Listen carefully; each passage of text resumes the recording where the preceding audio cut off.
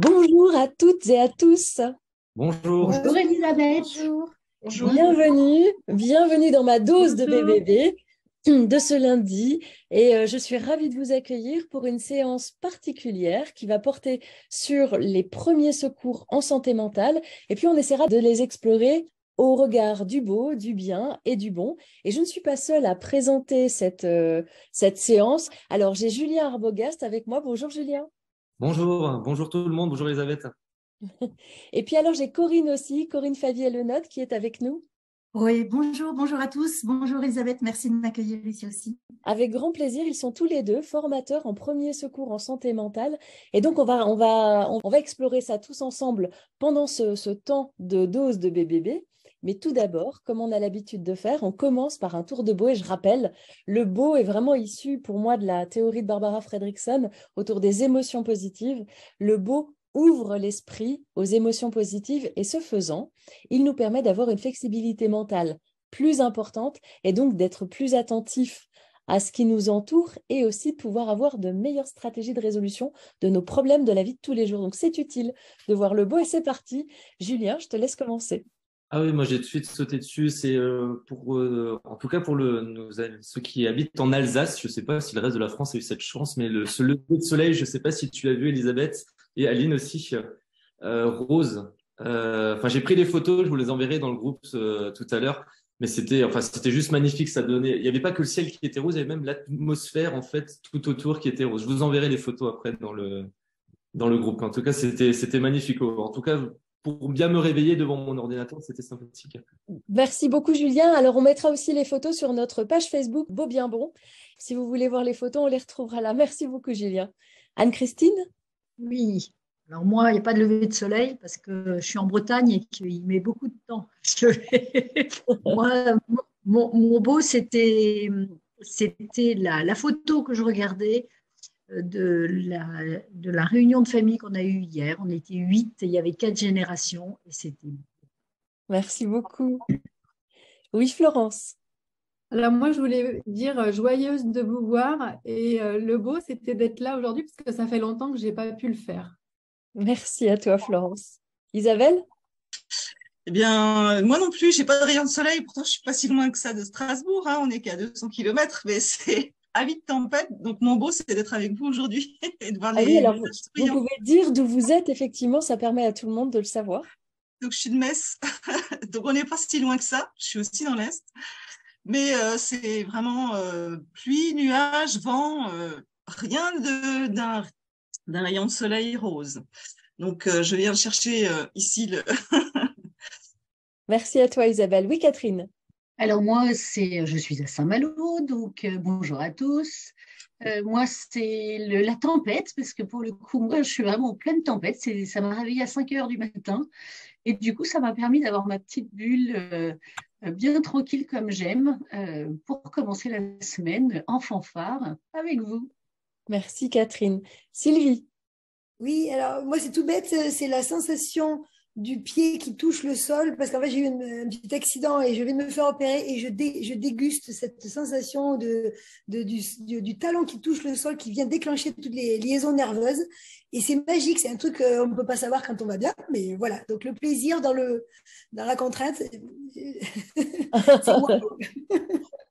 Merci, Sylvie. Nathalie. Alors moi, je suis d'Alsace, je suis du Corosberg. Donc, Joli moi, j'ai terme. eu le droit aussi au beau ciel magnifique ce matin. C'était vraiment une luminosité vraiment agréable. Et puis, d'être présente ce matin, pour moi, c'est quelque chose de bien. Merci, Nathalie. Aline? Bonjour, alors moi c'est un aller-retour que j'ai fait à Metz pour une formation SEV hier et je suis passée devant Pompidou, donc j'étais très contente, mais malheureusement j'ai pas pu faire la visite. Voilà, et puis contente d'être avec vous ce matin. Merci, Aline. Sophie? Bonjour à tous. Donc moi je suis de Vanves dans le 92. Donc ici pas de soleil, c'est pluie et gris ce matin. Mais mon beau de ce matin était d'utiliser une crème que j'utilise de temps en temps et qui sent la fleur d'oranger. Et voilà, de passer cette crème ce matin a été un moment d'émerveillement. Merci, Sophie. Tayana? Alors, bonjour à tous. Alors, moi, je suis de Nancy, hein. Mon beau de ce matin, c'est j'ai pu me libérer. Ça fait longtemps que j'ai pas été là. Il y avait toujours quelque chose. Et puis là, ce matin, j'ai vraiment, je me suis organisée, on va dire. Et puis jusqu'à la dernière minute, c'était galère, quoi. J'ai failli pas être là. Donc, je suis très contente d'être là.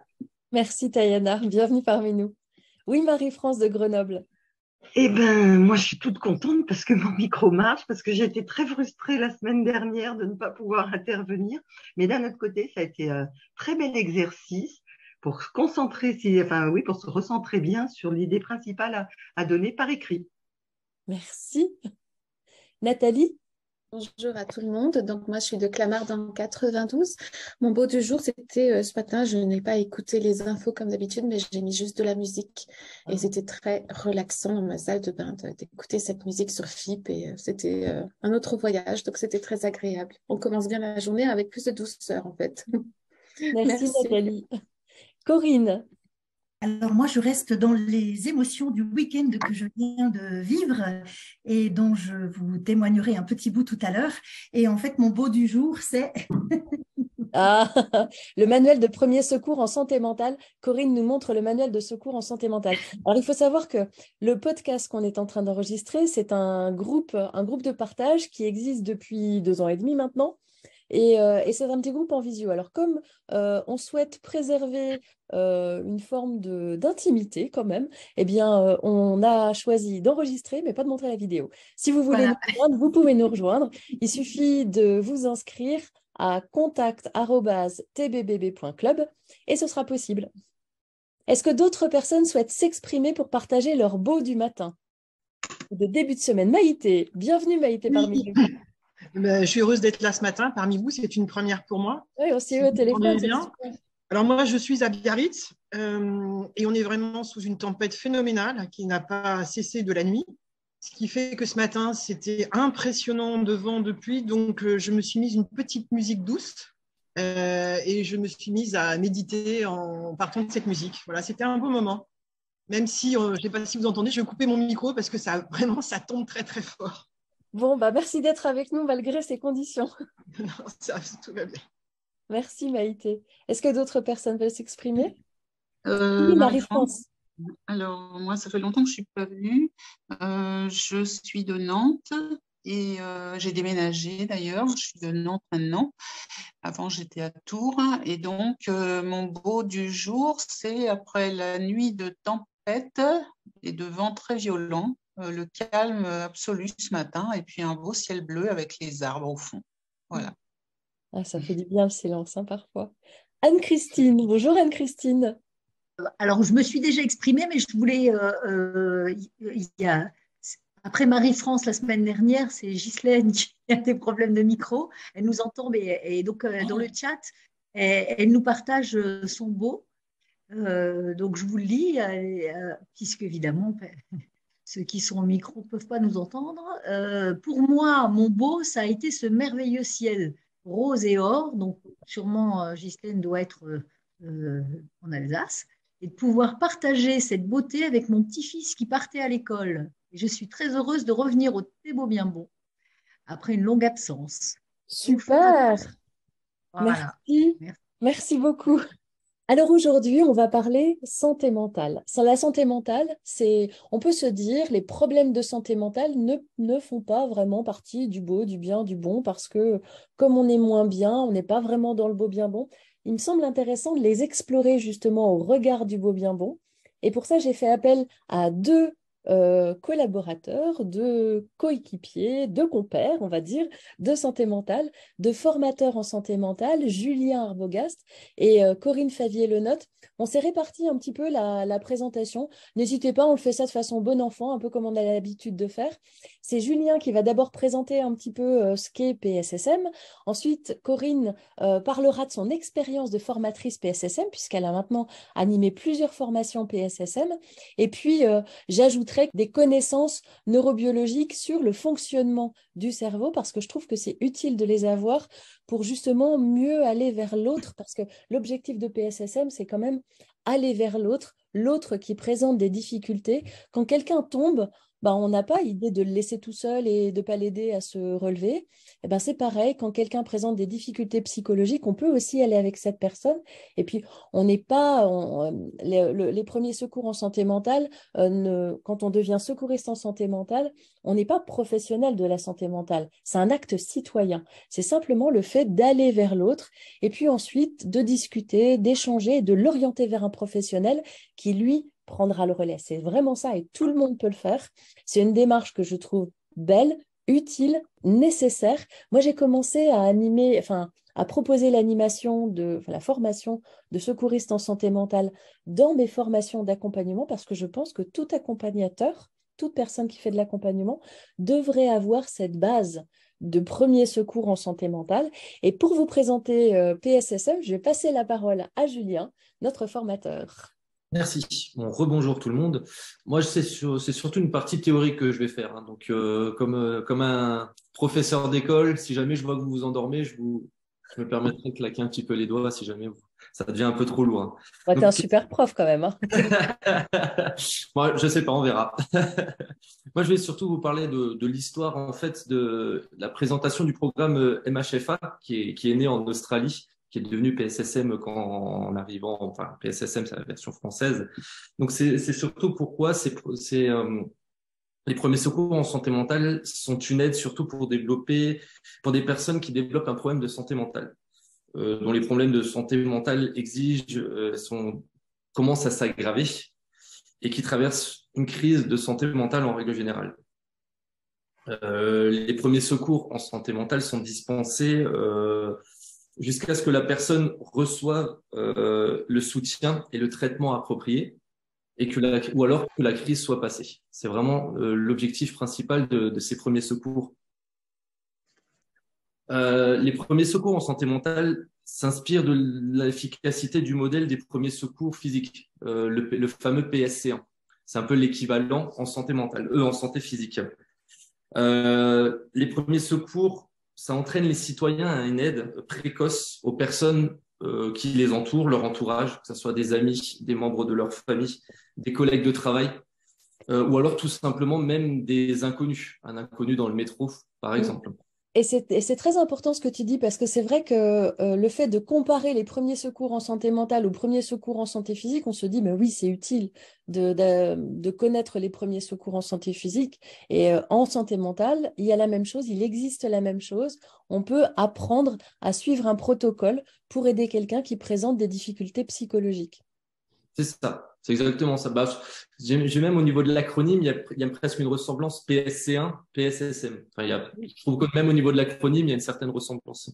Et les premiers secours, il faut bien comprendre que ce n'est pas une thérapie. On n'est pas là pour apprendre, on n'est pas là pour faire de la théorie pour les participants, ni émettre le moindre diagnostic. C'est vraiment juste de la prévention. C'est la partie avant possible le diagnostic. Il y a des professionnels qui sont là pour émettre eux-mêmes leur propre diagnostic.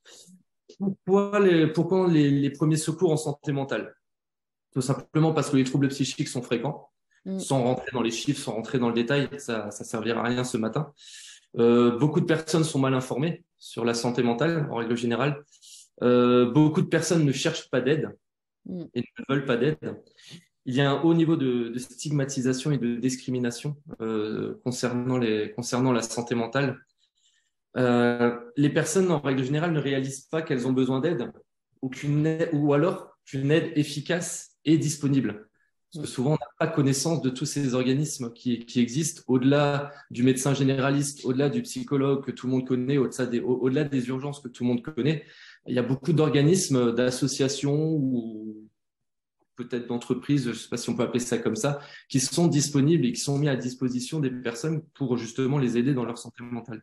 Oui, c'est ça. Et parfois même, les gens ne se rendent pas compte eux-mêmes que c'est un trouble de santé mentale. Ils voient bien qu'ils vont pas bien, ils voient bien qu'il y a un problème, mais ils n'arrivent pas à poser de mots là-dessus.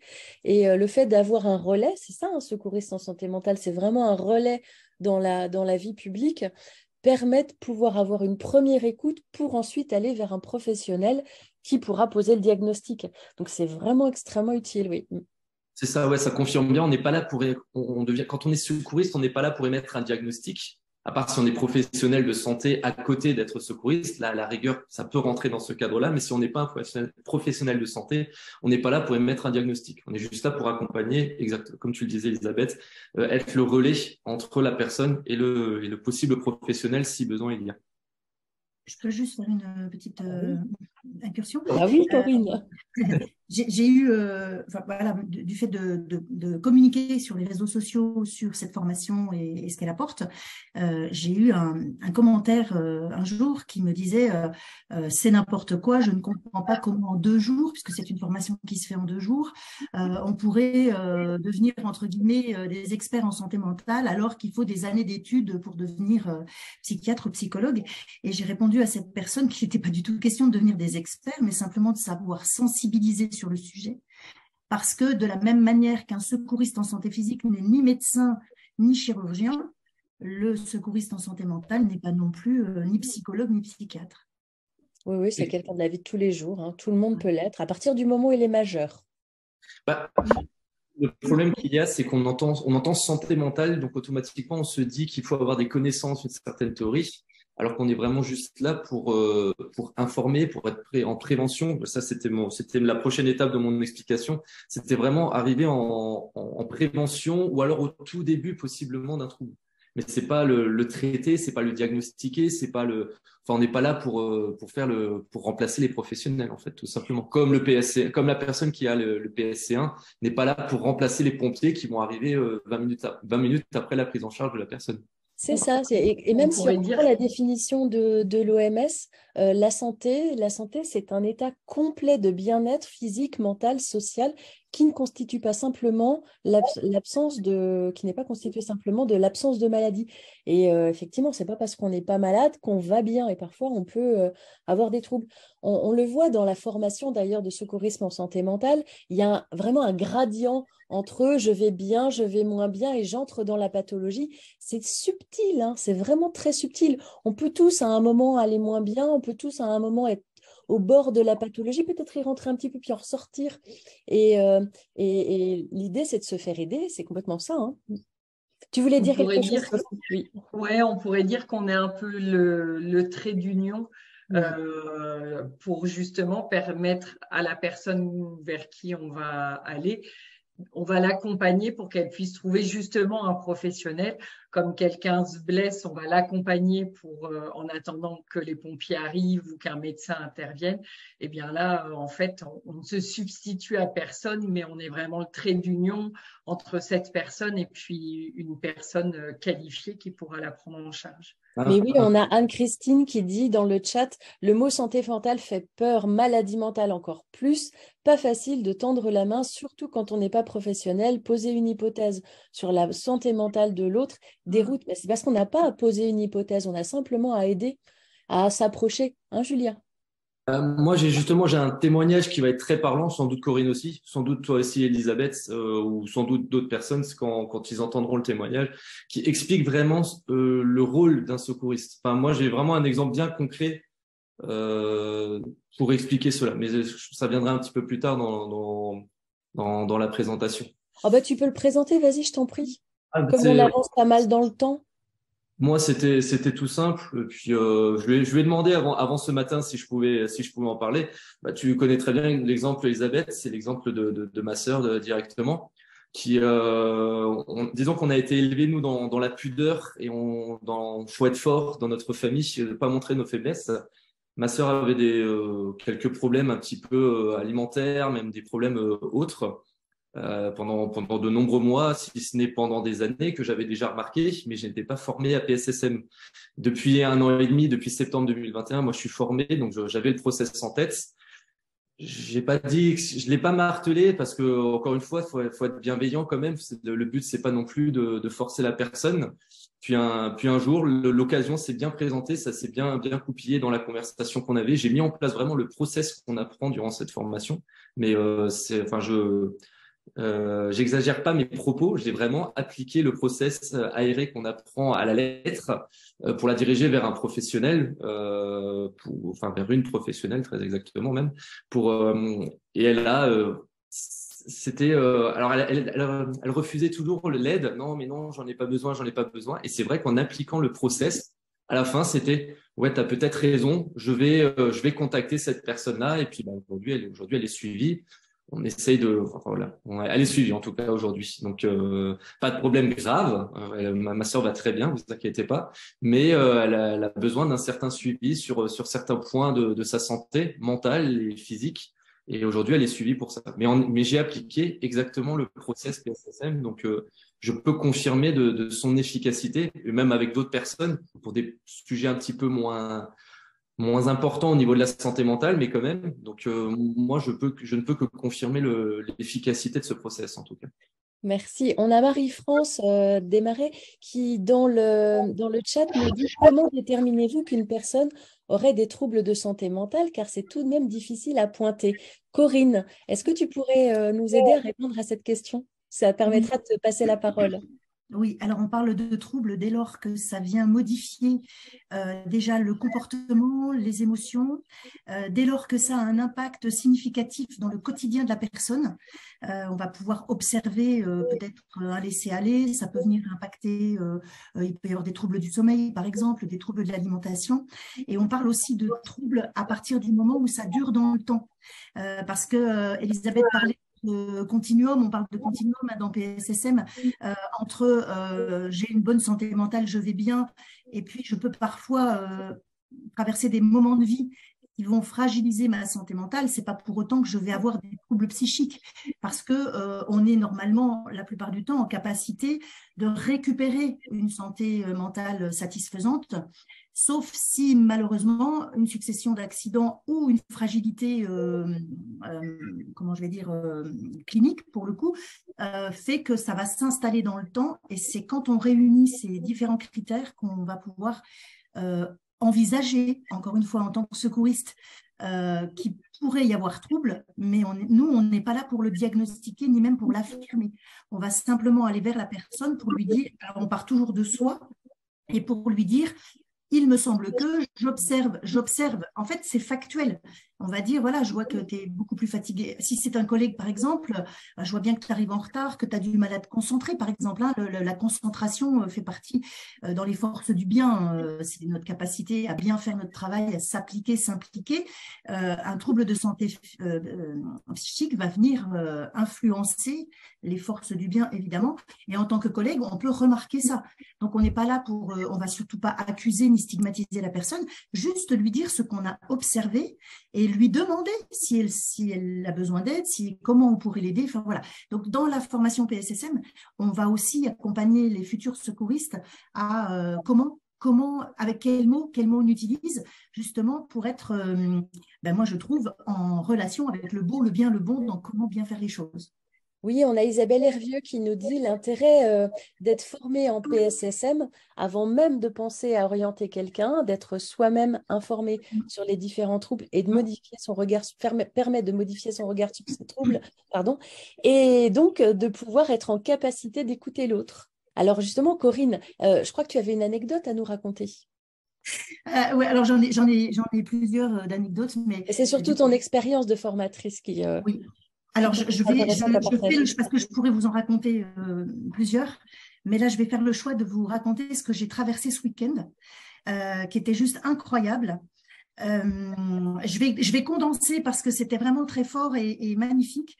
J'avais, il y avait plusieurs inscrits et j'ai eu 2 désistements, ce qui fait que le groupe s'est retrouvé limité à 5 personnes. Et vous allez comprendre que c'était juste essentiel parce que ça a permis de déposer une parole vraie, authentique. Une personne s'est livrée comme elle ne l'aurait probablement pas fait si on avait été beaucoup plus nombreux. Et ce groupe s'est retrouvé scindé en 2. Il y avait, alors j'en parle ouvertement sans forcément citer leur nom, mais parce que ces personnes ont accepté que ça puisse être utilisé justement à titre de témoignage.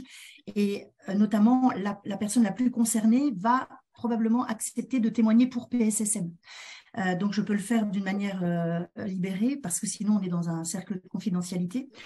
Et donc, j'avais 3 femmes membre active d'une association qui vient en aide aux personnes souffrant d'obésité, elle-même opérée, soit de sleeve, soit de bypass, ayant connu une obésité massive, on appelle ça. Et en face de ces 3 personnes, j'avais un couple de sapeurs-pompiers, la jeune femme sapeur-pompier volontiers et le monsieur formateur PSC1 pour le SDIS de Haute-Saône.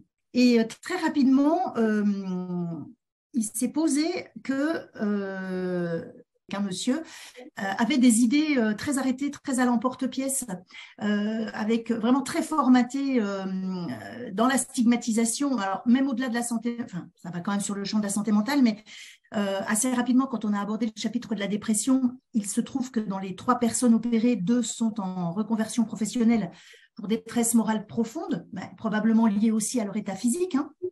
Et lui nous pose burn-out, foutaise. Y a pas, le burn-out n'existe pas, il n'y a que des paresseux, en gros. Donc ça commençait fort, on était à moins d'1 heure du début de la formation. Donc voilà, j'ai recadré tout ça en douceur mais fermement. Et il se trouve qu'au moment du déjeuner, tout le monde a fait le choix de déjeuner ensemble et ces femmes ont osé un témoignage de ce qu'elles vivent encore au quotidien d'ailleurs suite à cette restructuration. Et il y a eu un switch, c'est-à-dire que ce jeune homme était en face d'elle et je crois qu'il a réalisé d'un seul coup ce que ces femmes pouvaient traverser, comment ça pouvait impacter leur santé mentale justement. Et donc déjà les choses se sont adoucies. Et hier matin, c'était juste moi j'appelle ça une bénédiction. L'une des 3 femmes nous dépose qu'elle souffre de schizo-affective et qu'elle a donc vécu plusieurs phases de crise psychotique sévère, avec du coup intervention des pompiers. Parce que crise de délire, troubles hallucinatoires profonds, troubles hallucinatoires auditifs, visuels et sensoriels. Cette femme avait l'impression d'avoir le corps en feu et elle voyait les flammes sortir de sa peau, de tout son corps. Et elle a été en fait prise en charge par des pompiers qui n'étaient pas formés du tout à cet aspect santé mentale et qui, selon elle, l'ont agressée. Pour pouvoir intervenir, ils l'ont d'abord agressée en fait. C'est-à-dire qu'ils ils ont essayé de la contenir, mais du coup, ils ont arraché ses vêtements. Et elle s'est retrouvée sanglée parce qu'il n'y a pas eu de dialogue possible. Et en fait, dans l'équipe d'intervention, il n'y avait qu'une très jeune femme qui était complètement démunie, qui du coup s'est retirée de la scène. Et donc, elle n'a été prise en charge que par des hommes, ce qui est venu réveiller des mémoires émotionnelles d'agression dans son enfance.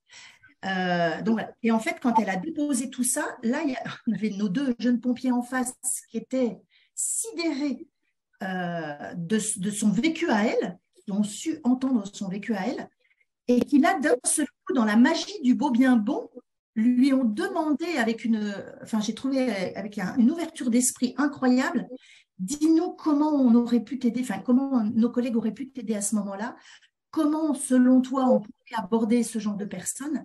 Et elle nous a juste expliqué le plan d'action PSSM, mais selon ses dires à elle, ses ressentis à elle, à la virgule près, c'était voilà.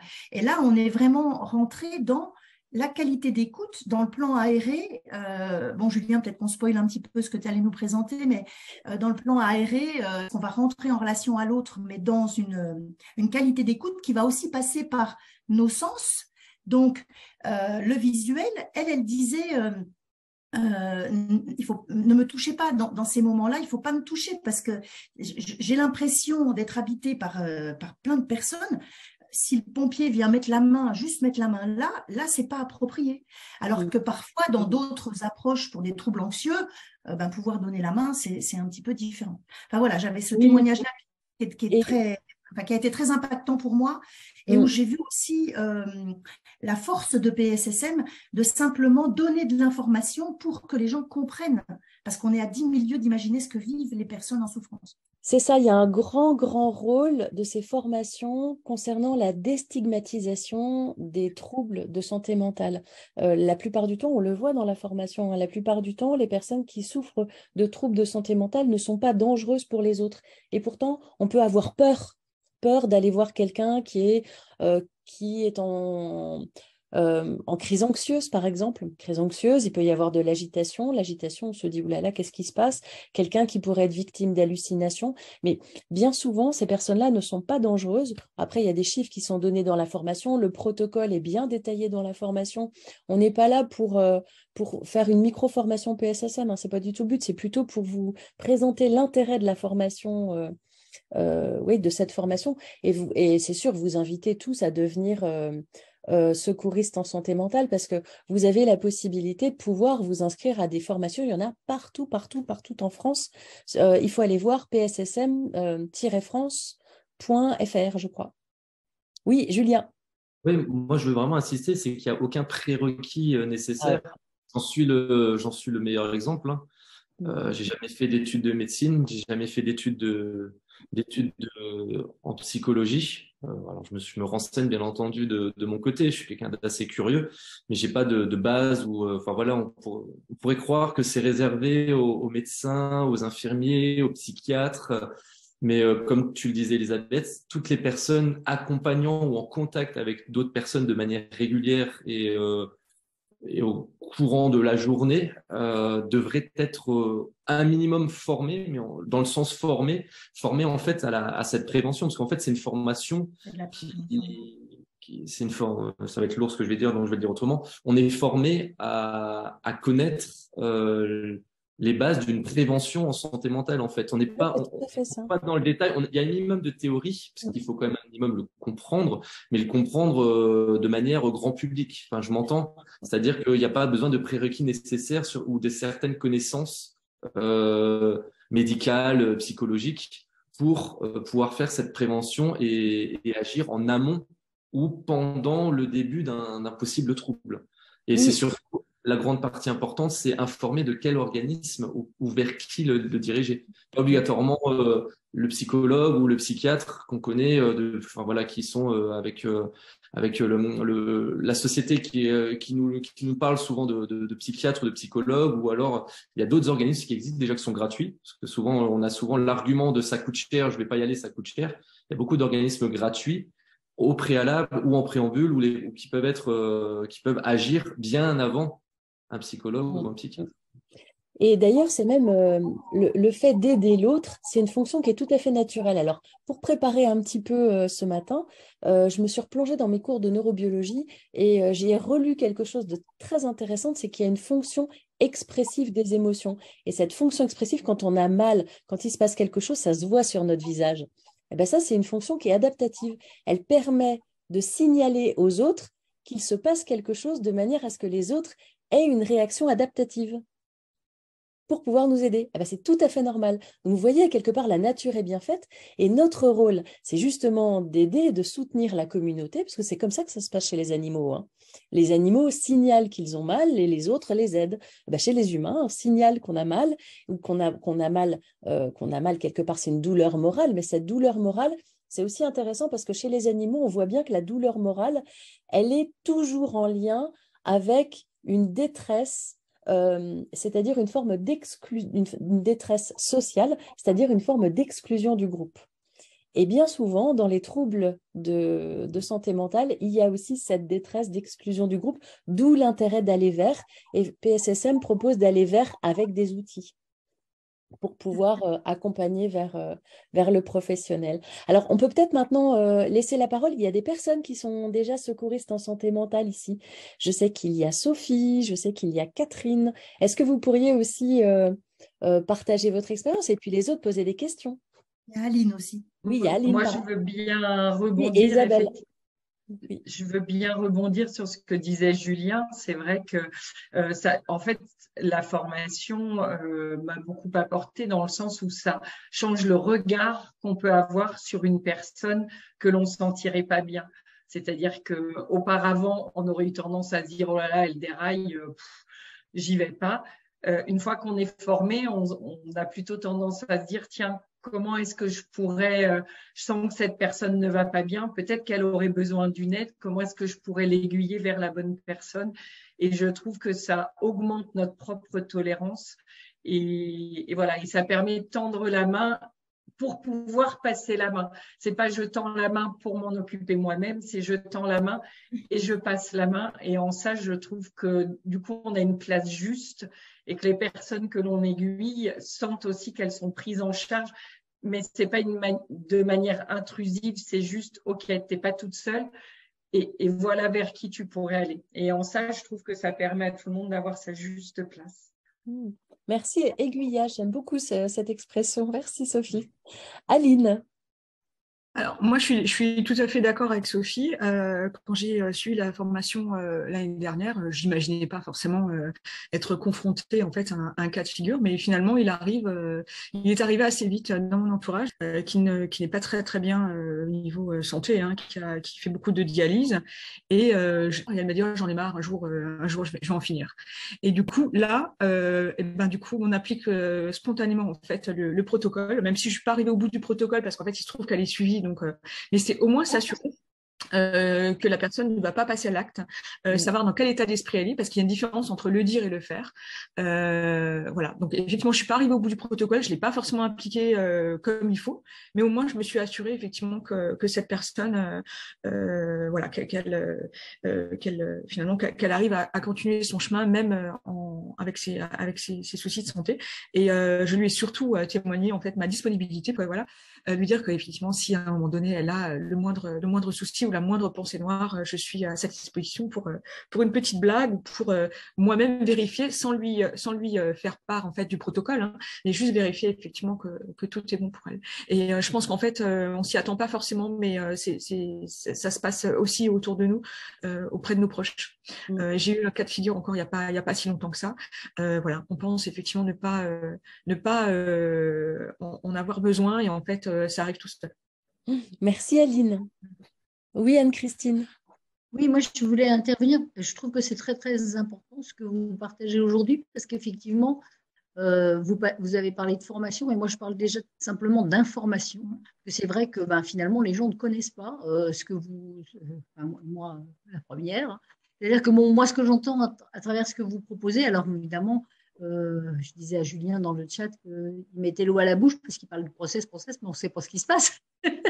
Mais moi, ça résonne par rapport à ce que j'ai, ne serait-ce que l'écoute empathique. Pour moi, c'est déjà une grande chose. Et l'auto-empathie. Donc, par rapport à la santé mentale. Puis, il y a eu un échange dans le chat autour de... moi, je pense que ça c'est quelque chose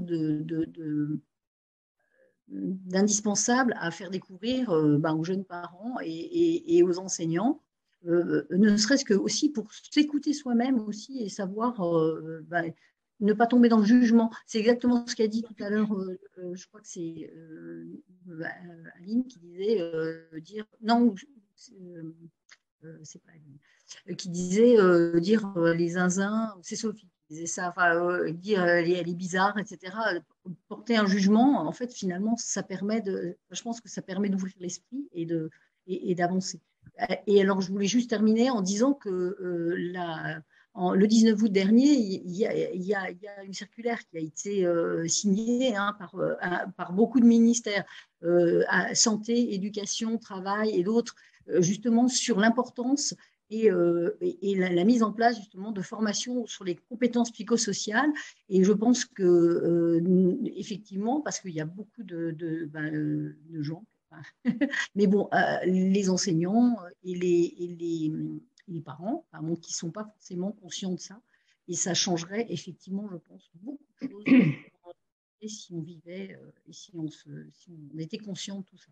Oui, ces formations sont soutenues par le ministère de la Santé et également par la Fondation Handicap. Oui, Catherine. Oui, je vais rebondir par rapport à ce qu'a dit Aline tout à l'heure, et Sophie d'ailleurs. On ne devient pas des spécialistes en santé mentale, bien évidemment, en 2 jours, comme l'a dit Corinne, mais effectivement, ça permet quand même d'apporter une certaine connaissance. Enfin, ça permet de mieux savoir quoi faire en cas de souci. Et effectivement, on ne réalise pas à quel point on peut être confronté, que ce soit par des proches ou des moins proches, à des situations compliquées.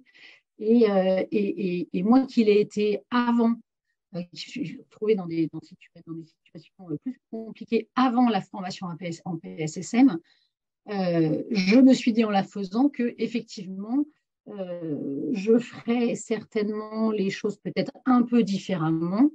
Ça, c'est sûr. Et c'est surtout, je pense que ça m'a apporté une certaine légitimité parce que très souvent, on a du mal à faire appel aux services de secours, type pompiers, etc., quand on se trouve face à quelqu'un qui est en détresse psychologique.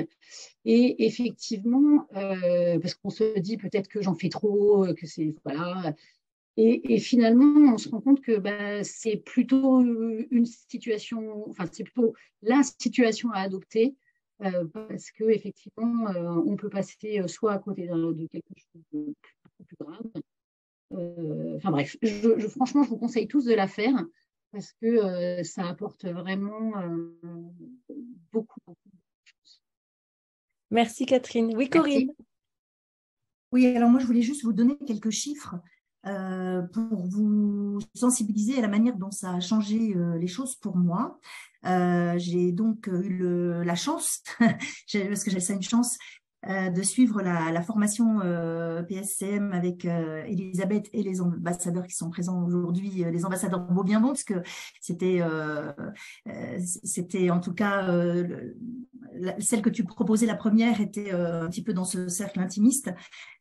Et c'est simplement 72 heures après que j'aérais pour la première fois quelqu'un d'extrêmement proche qui depuis a été diagnostiqué. Donc c'est quand même voilà, c'est quand même pas rien. Je pense même que la Providence a mis cette formation sur mon chemin, sinon cette personne serait probablement loin aujourd'hui. Et depuis, donc ça fait 16 mois que je suis secouriste, avant même d'être formatrice, j'ai pris en charge 7 personnes, enfin 6 de plus que la personne dont je viens de vous parler. Sur ces 7 personnes au total, 2 sont diagnostiquées aujourd'hui et prises en charge. Et j'ai pris en charge aussi, parmi ces 7 personnes, une jeune femme au restaurant, une jeune femme que je ne connaissais pas, et qui a simplement fait une attaque de panique devant moi. J'ai vu le processus s'enclencher, j'ai su que c'était une attaque de panique parce qu'il y avait des déclencheurs SMS, enfin voilà. Et en 4 minutes, tout était apaisé. Je l'ai invité effectivement à voir son médecin traitant le plus rapidement possible. J'ai rassuré ses amis qui étaient présentes autour de la table. Et je veux dire, on a traversé ça en moins de 10 minutes. Alors qu'autrement, peut-être qu'elles auraient fait venir les pompiers. Enfin voilà, on va aussi sur des petites interventions très rapides. On n'est pas que sur des crises psychotiques sévères, parce que la santé mentale peut faire peur, mais il y a tout aussi un degré dans les crises que peuvent traverser les gens. Et puis je voudrais aussi vous parler moi des proches aidants. Parce que c'est un statut que je connais bien pour avoir accompagné mon papa pendant plus de 5 ans. Il est parti aujourd'hui, mais le statut proche aidant, voilà, et j'accompagne aussi ce nouveau proche désormais. Les proches aidants aussi doivent prendre soin de leur santé mentale parce que bien souvent ils s'épuisent à être omniprésents auprès de leurs malades, enfin ils ne leur appartiennent pas, mais leurs proches malades. Et donc, moi, aujourd'hui, j'ai aussi cette envie et cet élan et cette mission, je crois, d'aider les aidants à travers ça. Voilà. Merci, Corinne. Oui, Nathalie. Oui, moi j'avais juste une question. Je trouve les témoignages excessivement précieux parce que je me posais la question, enfin de toute façon je savais que je voulais le faire, mais je me posais vraiment la question de l'utilité, je ne voyais pas. La question que je me pose tout à l'heure, je crois que c'est Julien qui a dit qu'il y avait quelques formations qui étaient gratuites. Là, je suis allée sur le site en vous écoutant en parallèle. Je vois qu'elles sont toutes à 250 € et c'est vrai que les premiers secours physiques, on va à la Croix-Rouge, c'est dispensé gratuitement. Et là, à chaque fois, je suis sur le site PSSM France et c'est à chaque fois à 250 €. Comment est-ce qu'on peut voir déjà, je trouve ça étonnant si c'est validé par le ministère qu'il les fasse payer, au contraire des formations de premiers secours habituelles, parce que ça a l'air tellement utile. Tu vois, le témoignage que je viens d'entendre, moi, je trouve ça extraordinaire et ça m'intéresse beaucoup. Voilà. Alors, en tout cas, j'ai dit orienté. Quand j'ai dit gratuit, je ne pense pas l'avoir dit pour les formations, ou alors je me suis totalement trompé. Quand je disais gratuit, c'est-à-dire des organismes, quand on peut orienter des personnes vers des organismes, des personnes qui présentent des troubles. Il y a des Les organismes. associations, oui. Tu parlais des associations. C'est dans ce sens-là que je disais. Par D'accord, contre, ok. la formation est payante. PSSM insiste même sur le fait que la gratuité est. Alors, ils n'ont jamais employé ce mot, mais ils nous le font comprendre que c'est plus ou moins interdit, la gratuité de cette formation-là. De toute manière, elle ne peut pas être gratuite, parce que de toute manière, il faut quand même payer le livre qu'on reçoit. Non, d'accord, c'était juste pour comprendre comment ça se passait. Et puis oui, j'ai vu qu'il y avait formation standard, formation pour les jeunes. Est-ce que les deux sont complémentaires? Est-ce qu'il faut faire les deux? Ou est-ce que l'un, enfin voilà, moi je travaille beaucoup avec des jeunes, mais est-ce que je peux commencer directement jeune et puis peut-être plus tard faire standard? Quel conseil vous pourriez nous donner? Effectivement, aujourd'hui, tu peux commencer par les jeunes. Si ton public est plutôt un public de jeunes, il est préférable de commencer par les jeunes. Si ensuite tu souhaites te former à la formation adulte, c'est possible. Effectivement, aujourd'hui, on peut soit faire une formation PSSM standard pour les adultes, soit faire une formation PSSM orientée jeunes. D'accord, merci. Et alors, ça n'est pas pris en charge par le CPF, j'ai vu. Alors, je me suis dit que j'avais dit une bêtise parce que j'ai dit soutenu. Oh là, soutenu, ça ne veut pas dire soutenu financièrement. Non, c'est encouragé. Peut-être qu'encouragé, est plus juste. Encouragé par le ministère de la Santé. C'est aussi encouragé par la Fondation France Handicap. Mais effectivement, aujourd'hui, c'est vrai qu'on n'a pas de prise en charge. Même le CPF ne permet pas la prise en charge de cette formation. Si, c'est possible. Si. Sur leur site, Catherine, je viens de regarder sur leur site, c'est marqué quand tu cliques sur la formation, ne peut pas être pris en charge par le CPF tout en bas. Par ton CPF, non, mais par la GFI, c'est renseigne-toi avec ton statut pro. Moi, ils m'ont remboursé. D'accord. Ça peut être financé par des OPCO ou ça passe par l'entreprise ou ce genre de choses, comme le PSSM et Calliope. Dans ce cadre-là, ça rentre. Par contre, c'est pour le particulier qui souhaite le faire. Le CPF aujourd'hui n'est pas ouvert. Ils utilisent l'argument qu'il y a trop de demandes, pas assez de formateurs. Pour l'instant, je pense que ça demande surtout des coûts financiers à PSSM qu'ils ne veulent pas mettre en avant. Mais en tout cas, c'est possiblement finançable par tout ce qui est OPCO, AGFIS, FIFPM pour les libéraux. Comme du fait que PSSM soit Calliope, dans ce cadre-là de financement, c'est faisable. Par contre, pour le particulier qui souhaite aller sur mon compte formation CPF, là, par contre, il ne trouvera rien. Par contre. Alors, je voudrais donner aussi une autre information. Sur Besançon, on a décidé de monter de transmettre PSSM dans une énergie collective parce que on est plusieurs aussi à être formés. Et on a réussi ce collectif à devenir membre du CLSM. Alors, si vous tapez clsm.org, vous verrez où il y a un CLSM dans votre région. Les CLSM sont les conseils locaux de la santé mentale et ça regroupe en fait des acteurs. Alors là, pour le coup, dans ce cadre-là, on est bénévole. Voilà, par exemple, il y a eu des semaines d'information sur la santé mentale. On est allé faire des actions à l'université. Il y a eu du débat public, des choses comme ça. Et les CLSM peuvent parfois, après, je ne vais pas dire que ça marche à tous les coups, mais ils ont des enveloppes budgétaires, eux, pour permettre à des gens qui le souhaiteraient et pour qui ça serait utile, notamment, je ne sais pas moi, une animatrice qui va travailler dans un groupe d'entraide mutuelle, elle n'a peut-être pas les moyens de s'offrir la formation et en même temps, parce que sur des petites structures comme ça, il n'y a pas les OPCO, admettons, et le CLSM peut très bien du coup décider de payer la formation ou au moins une bonne partie de la formation. Et moi, je sais que là, ils s'étaient engagés à financer la formation. Ils avaient recueilli les étudiants volontaires à l'université pour devenir secouristes. Et en gros, l'idée, c'est que c'est en cours, là, ils vont financer une session de formation pour les étudiants à l'université et c'est le CLSM qui va payer. Donc, vous pouvez aussi peut-être par ces biais-là trouver des financements parce que c'est vraiment une formation citoyenne qui a du sens. Et là, on travaille avec des acteurs qui sont vraiment tournés vers la santé mentale. Donc, je pense que voilà, vous pouvez trouver des infos, en tout cas précieuses, pour des financements de ce côté-là. Et puis, je crois que PSSM, je crois que PSSM aussi a des subventions il peut y avoir des demandes exceptionnelles. Alors bien sûr, il faut justifier d'un statut financier précaire, mais par exemple, quelqu'un qui serait demandeur d'emploi ou choses comme ça. Il me semble qu'il y a des enveloppes chez PSSM aussi pour demander une prise en charge partielle.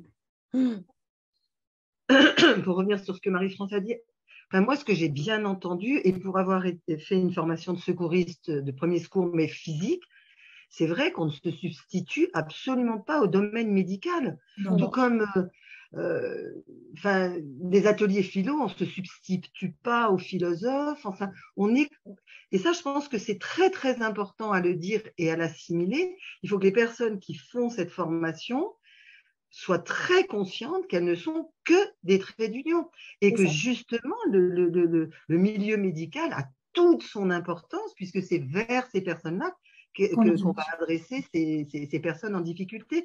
Et je pense que c'est peut-être ce que Marie-France n'a peut-être pas suffisamment entendu, on n'a peut-être pas assez appuyé là-dessus, mais enfin, je ne sais pas. Enfin, en tout cas, moi, j'ai parfaitement compris qu'on était, enfin, si je fais cette formation, parce que moi, je trouve que c'est très intéressant, on n'est que des personnes qui seront en première ligne pour essayer que la personne en difficulté n'aille pas vers la solution dramatique qui peut être le suicide ou je ne sais pas. Donc, ça, c'est très, très important qu'on sache quelle est notre place dans ce type d'action. Puis au-delà même de l'intervention, au-delà même de l'intervention, c'est aussi donner de l'information, mais sensibiliser et faire. Les secouristes deviennent des ambassadeurs de la déstigmatisation. Déjà, rien que ça, c'est énorme, en fait. Changer le regard des gens sur la santé mentale. Oui, Anne-Christine. C'est vraiment premier de cette formation-là. Il n'y a aucun apport vraiment théorique à proprement dit. C'est vraiment de la déstigmatisation en premier lieu. Enfin, c'est vraiment l'objectif principal de cette formation-là. Oui, Anne-Christine. Je pense que c'est vraiment aussi une capacité aussi de se remettre aussi en question et d'ouvrir l'esprit. C'est vraiment le parallèle de Marie-France avec les ateliers philo, c'est on n'est pas des sachants, mais effectivement, ça donne une ouverture d'esprit, et pour la santé mentale, je pense que c'est vraiment nécessaire. Ça nous permet aussi de nous comprendre et de nous mettre en lien, en fait, et de mettre en lien avec les gens qui ont une compétence, effectivement, sur le. Mais je suis d'accord aussi avec ce qu'a dit Elisabeth, effectivement, on peut s'interroger sur l'état du monde de la santé quand on voit la détresse actuellement des médecins de l'eau. Oui. C'est vrai que il faut, pour moi, le mot qui restera peut-être à la fin, c'est prévention. Merci. 2 dernières interventions pour terminer, Aline et Nathalie. Alors moi c'est rapide, hein, c'est que je pense qu'il faut avoir suivi la formation pour comprendre en fait le rôle que voilà, c'est très difficile là d'expliquer en fait. Il faut effectivement faire la formation parce qu'on suit, parce qu'à un moment donné on s'implique.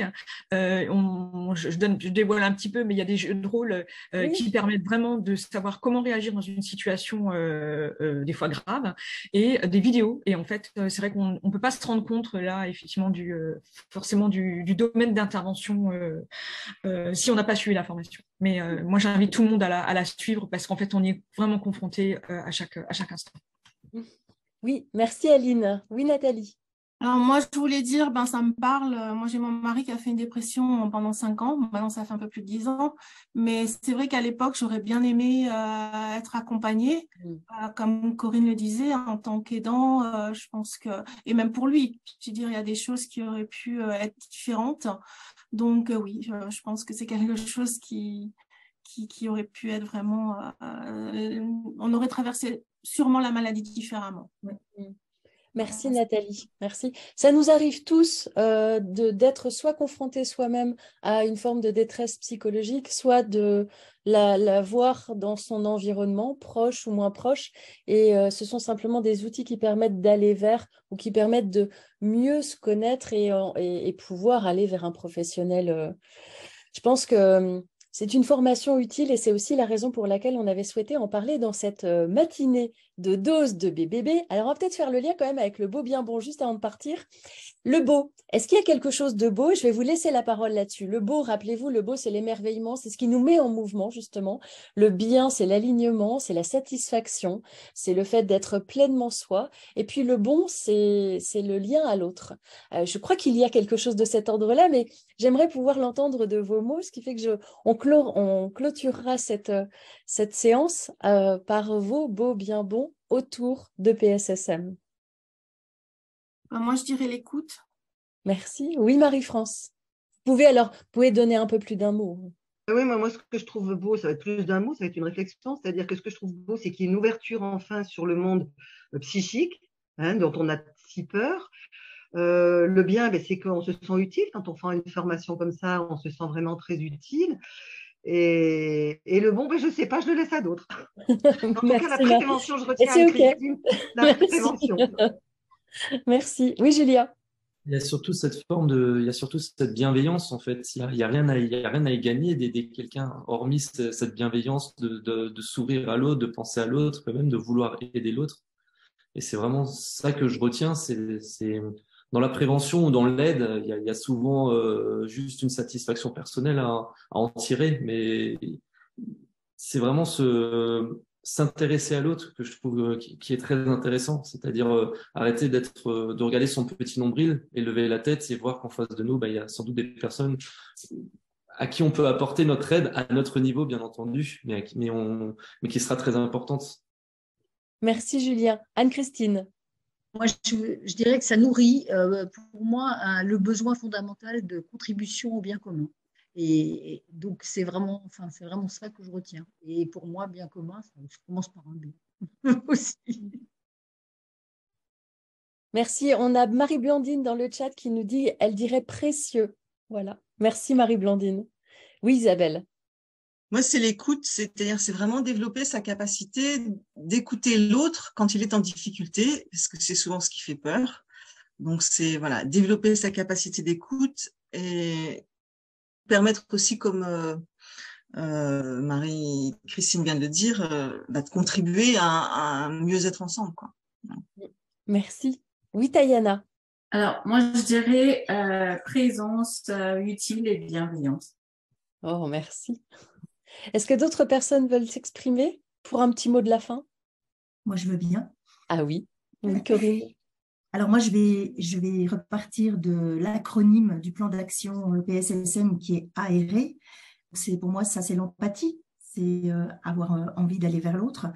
C'est la qualité d'écoute et c'est aussi l'implication qu'on met dans cette approche.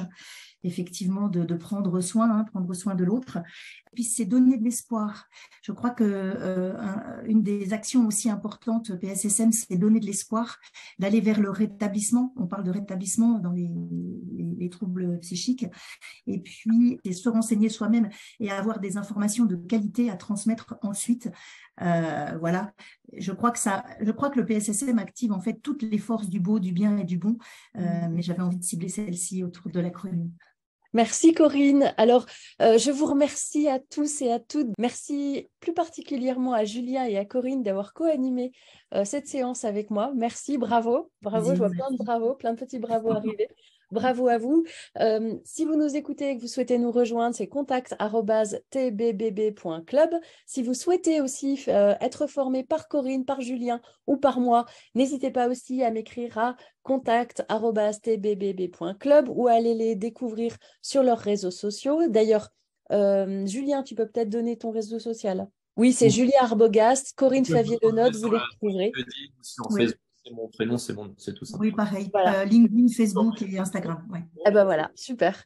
Et puis, on se retrouve la semaine prochaine. D'ici là, je vous souhaite une belle et bien bonne semaine. Et surtout, profitez bien de vous, de vos proches et de votre environnement. Merci. À bientôt. Merci. À bientôt. Merci beaucoup.